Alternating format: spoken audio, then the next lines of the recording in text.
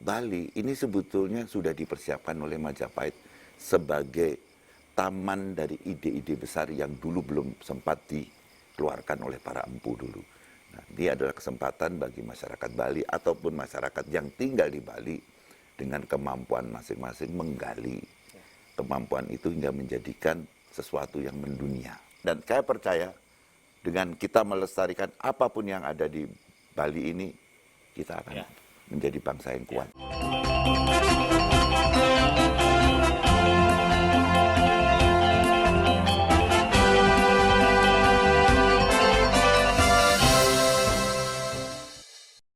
Selamat malam. Malam ini kita bersama tokoh kita, tokoh legendaris Bapak Bambang Pranoto. Ya. Bapak Bambang Pranoto semua sudah kenal. Selamat malam, Pak. Ya, selamat malam. Dan dalam suasana hari ulang tahun ke-8 yang legendaris, minyak kutus-kutus yang ke-8, kita malam ini, terima kasih Pak, kita mengucapkan selamat. Terima kasih. Semoga di usia ke-8 ini semakin semakin maju, semakin jos dan mendunia. Jadi kalau cerita suksesnya Pak Bambang kan sudah terlalu banyak diceritakan. Tapi ada satu hal ini. Di Mahakarya, 8 tahun kutus-kutus ini, ada tagline saya lihat, kembali ke jati diri. Betul. Itu dalam sekali. Maksudnya seperti apa itu? Jadi begini, semenjak kita sukses, kita suka lupa. Banyak duit, terus bikin proyek-proyek yang suka-suka sebetulnya tidak selaras dengan jati diri kita. Untuk itu saya peringatkan pada teman semua, termasuk memperingatkan pada diri saya sendiri, bahwa kita mulai dari nol. Dengan cara-cara yang sangat sederhana, cara-cara yang lebih banyak do it yourself, kerjain sendiri. Nah ini suka-suka kita lupa. Nah untuk itu kita mengingatkan agar kamu loh, itu berasal hanya dari satu lumpang, satu alu, satu kompor, dan bisa seperti ini. Tolong diingat bahwa itu hasil dari sebuah perjuangan. Ini karena biasanya kalau orang sudah banyak duit ini kan suka lupa. Gayanya berubah, stylenya berubah, bahkan gaya hidupnya juga berubah. Untuk itu kita ingin kembalikan ke waktu yang masih kita sederhana. Karena bagi saya sederhana adalah prinsip.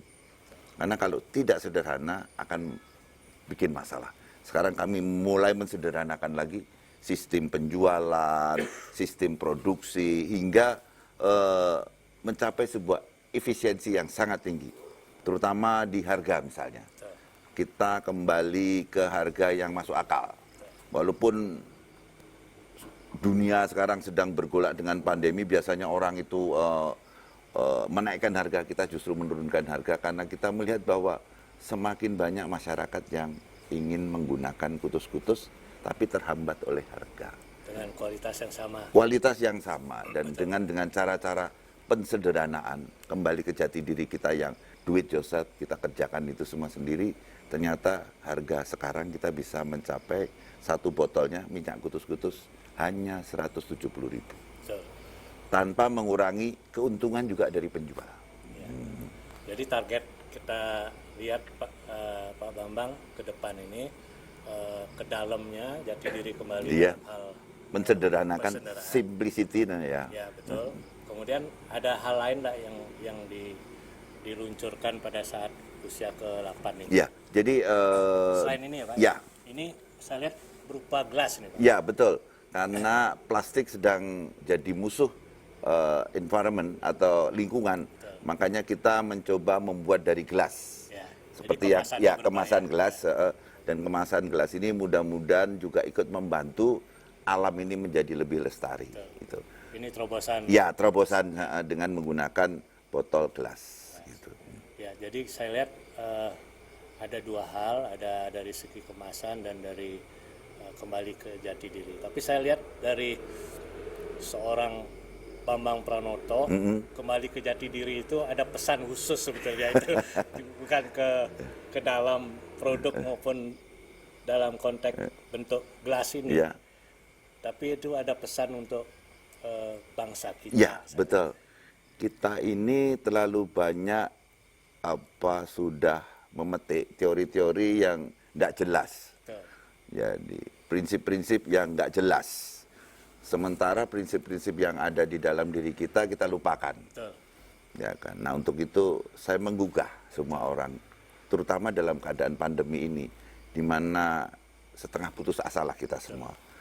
Nah, kenapa kita nggak mulai mengotak-atik apa yang kita punya, supaya kos melawan pandemi ini tidak terlalu mahal. Karena negara kita dengan adanya pandemi ini mempunyai hutang yang agak mengagetkan. Nah, untuk itu kenapa kita tidak kembali ke resources di dalam negeri, kita tidak perlu hutang dan kita mulai bisa membangkitkan misalnya pemikiran baru. Misalnya untuk melawan virus, masa sih kita nggak punya jejamuan yang untuk melawan virus? Ya kan gitu. Bukan vaksin. Kalau vaksin kan virus dilemahkan, dimasukkan. Kenapa kita nggak punya konsep bahwa sesuatu tuh bisa membunuh virus? Misalnya seperti itu. Salah satu itu. Ya, iya salah satu itu. Karena dalam sekali. Ya, ya. Jadi di dalam ini banyak sekali konsep-konsep yang kita tinggalkan hingga kita sekarang gamang. Ya. Bahkan industri selalu melibatkan investasi besar, lahan yang luas. Jadi akhirnya membuat harusnya lahan itu untuk yang lain didominasi misalnya seperti kelapa sawit. Nah, padahal kita punya kelapa, yang nggak usah dikasih lahan karena dia sepanjang pantai Indonesia ada. Jadi kita nggak perlu merusak hutan, tapi tidak digali secara potensialnya. Dan dengan minyak kelapa mungkin nanti kita bisa mengekspor minyak kelapa bukan hanya sebagai minyak kelapa, tapi sebagai biofuel, ya kan. Dan kelapa kita, ya kita kenal dengan lagu Nyiur Melambai ya, ada di mana-mana, bahkan nggak perlu ditanam, mereka tumbuh dan besar dan berbuah. Kenapa itu nggak potensi itu mulai diindustrikan? Jadi banyak juga hal-hal yang sebetulnya kita lupakan misalnya gitu. Bambu misalnya. Ini kita lihat bangunan ini ya kan semuanya bambu dan indah. Penggarapannya gampang, tidak membutuhkan energi besar, maksudnya energi jadi dia eco-friendly. Bambunya eco-friendly, cara bangunnya eco-friendly, dan uangnya juga eco-friendly. Jadi penggunaan bambu untuk lebih enhance ke hal-hal yang lebih modern mestinya bisa. Dan kita juga buktikan untuk tempat pertemuan di sini. Jadi kembali ke jati diri bukan kita ingin menjadi orang kuno, tidak. Tapi kebijaksanaan kuno yang masih bisa diterapkan di sekarang ini. Di saat 8 tahun ini kita ingin mengembalikan pada dasar-dasar pemikiran dulu dibilang kuno untuk menjadi modern. Gitu. Saya kira dari segala aspek kehidupan mungkin. Betul. Pak Bambang ingin mengingatkan kembali bangsa ini untuk kembali ke jati diri. Betul. Dan Pak Bambang, produk Bapak kan terinspirasi, digali, dilahirkan dari Bali. Betul. Bapak lihat seperti apa ya? Kenapa bisa terjadi dari Bali gitu? Ya, dalam jadi konteks jati diri. Ya, jadi Bali kalau kita tarik ke belakang adalah last resortnya Majapahit. Jadi Majapahit bingung karena dia punya teknologi, punya kemampuan dan punya filosofi yang tinggi. Ini mau dilarikan kemana? Dikirimlah larinya ke Bali. Nah di Bali sebetulnya cultivated tumbuh. Nah, cuman kita nggak terasa karena sifatnya kebanyakan di skala. Berapa buku besar yang dihasilkan dari penulis yang tinggal di Bali? Margaret Mead menulis tentang ilmu sosial dan akhirnya merubah cara berpikir ilmu sosial selama dia tinggal di Bali. Musik modern yang Colin McVie juga mengambil teori atau cara-cara musik di Bali, ya kan. Terus kita kenal arsitek Bali, kita kenal Taman Bali. Nah, sebetulnya memang sudah diberikan. Nah, orang-orang yang mencari akhirnya mendapat. Dan seperti saya mencari, akhirnya saya dapat kutus-kutus. Dan itu banyak orang sekali, banyak. Dan kalau kita mau mencari terus, akan keluar dari sini berbagai produk yang sifatnya internasional. Ya kan? Ya. Jadi Bali ini sebetulnya sudah dipersiapkan oleh Majapahit sebagai taman dari ide-ide besar yang dulu belum sempat dikeluarkan oleh para empu dulu. Nah, ini adalah kesempatan bagi masyarakat Bali ataupun masyarakat yang tinggal di Bali dengan kemampuan masing-masing menggali kemampuan itu hingga menjadikan sesuatu yang mendunia. Ya, ide-ide besar seorang Bambang Pranoto, namanya Bambang Pranoto. Pranoto itu noto. Itu apa kira-kira itu Pak ke depan? Ya, jadi ke depan saya kepingin bangsa ini bisa melakukan apa saja dengan sesuatu yang ada di rumahnya sendiri. Itu. Karena dengan ketahanan ekonomi, ketahanan budaya, ketahanan cara berpikir, kita akan menjadi bangsa nomor 3 di dunia. Cina, India, dan Indonesia. Yang menarik Indonesia ini pas di tropis. Jadi kemungkinan akan lebih banyak. Karena tropis itu hawanya menyenangkan dan tidak terlalu banyak bencana. Walaupun gunung berapi mengancam ya, banyak gunung berapi. Tapi menurut saya Indonesia adalah ideal yang disebut surganya dunia. Ya, termasuk Bali ya kan. Di sini Bali sebagai contoh menjadi surganya dunia. Jadi morningnya of the world. Jadi saya waktu tahun 98 menulis lagu judulnya The Road to the Morning of the World. Jadi jalan menuju Morning of the World. Dan Morning of the World itu adanya di tanah Bali ini. Nah tanah Bali ini semua yang baru, semua yang akan menjadi patokan the next generation ada di sini. Jadi Bali perlu dieksploitasi, bukan alamnya, tapi ide-idenya, cara berpikir yang sudah ditanamkan secara niskala oleh Majapahit. Ya. Jadi kalau kita ingin memperbaiki katakanlah segala aspek kehidupan bangsa, berbangsa maupun negara, dimulai dari Bali. Betul. Dari Bali. Ya. Dan kita optimis seperti itu. Harus optimis karena Majapahit sudah membuktikan waktu Majapahit jaya menguasai seluruh Asia Tenggara. Dan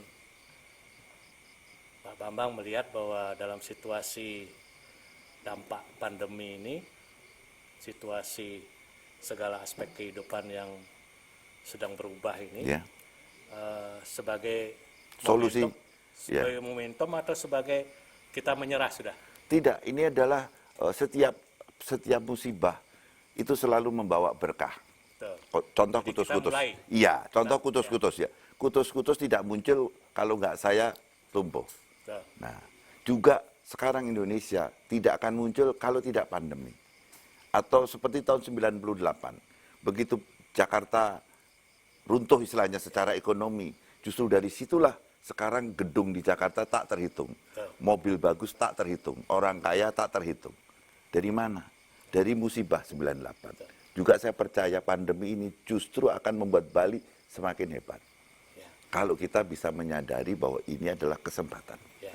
Jadi apa strategi yang mesti kita lakukan Pak Bambang mengenai rencana ke depan kita bersama?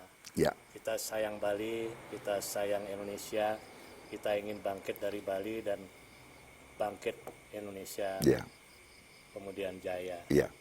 Apa yang mesti kita lakukan dalam jangka pendek kemudian jangka panjang? Kembali ke jati diri. Nah, itu salah satu. Jadi ini pesannya. Iya, pesannya kembali ke jati diri. Iya, kembali ke jati. Iya. Sebuah produk.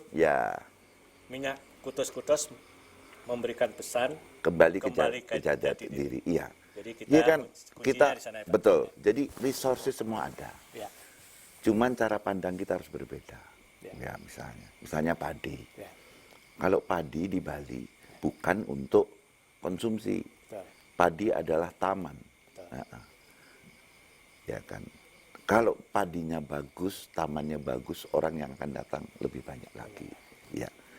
Makanya kalau bisa, nggak tahu mungkin Pak Gubernur atau pemerintah memberi surat bahwa tanaman padi itu adalah taman. Nah, taman dengan begitu yang bertanggung jawab bukan hanya petani saja, tapi seluruh stakeholder pariwisata bertanggung jawab terhadap padi. Jadi padi Mungkin kembali dengan padi yang umurnya 6 bulan. Karena kalau urusan makan, kita kan punya duit, ya beli aja di tetangga kita, di Banyuwangi dan sebagainya. Tapi padi yang ada di Bali ini kita harus menjadi taman. Nah, dan itu nanti akan menjadi beras yang sangat valuable, harganya sangat tinggi. Karena dia butuh 6 bulan loh untuk dewasa. Kalau yang lain cuma 3 bulan. Kalau dulu orang kembali ke 3 bulan, kita enggak. Karena kita akan bikin padi yang sangat berkualitas. Begitu padinya berkualitas, harganya tinggi, semua biaya akan tertutup. Iya. Jadi kuncinya kita kembali ke jati diri bangsa kita. Iya. Dan pertumbuhan juga kita kembalikan, kita hidupkan lagi, ya kan, banyak buah-buahan dan sebagainya, kita lestarikan, dan saya percaya dengan kita melestarikan apapun yang ada di Bali ini, kita akan menjadi bangsa yang kuat. Saya kira pesan yang kita dapatkan dari seorang Bambang Pranoto, seorang legendaris yang 8 tahun saat ini produknya menghasilkan karya yang memberikan pesan. Kita harus kembali ke jati diri. Dan kita optimis dengan jati diri bangsa kita, akan kita bisa menuju kejayaan bangsa. Betul, betul. Jadi harus kita percaya bahwa Indonesia sejak dulu memang besar. Dan akan tetap besar dan selalu besar. Ya. Terima kasih Pak Pramono. Terima kasih. Kita doakan biar Jos dan kita jaya. Jaya. Terima kasih.